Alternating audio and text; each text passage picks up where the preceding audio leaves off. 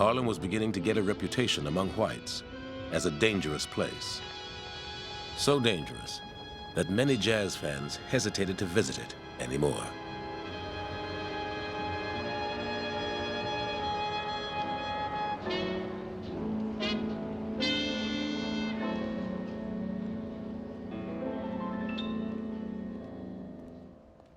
By this time, the living heart of jazz had already moved to a single block of old brownstones on the west side.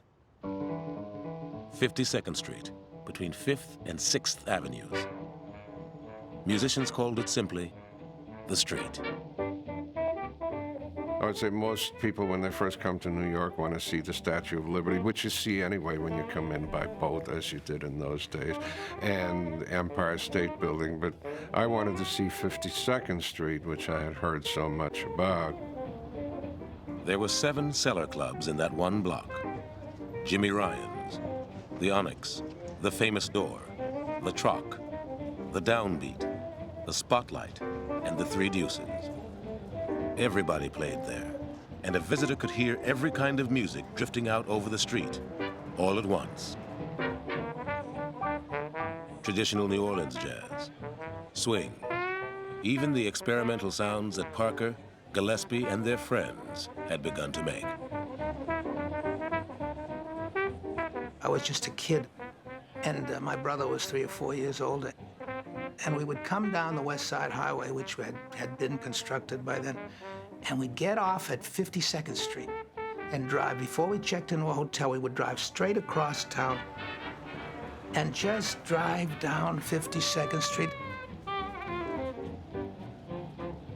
It was the most beautiful thing. It was so exciting. There was Red Allen and Higginbotham at Kelly's Stables, and here was Art Tatum at the Three Deuces and Count Basie at the Famous Door.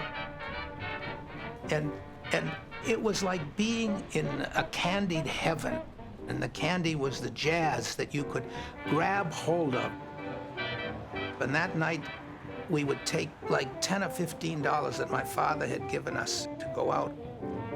We'd go to 5 clubs. It was just the greatest feeling that one could have, and you never forgot that feeling.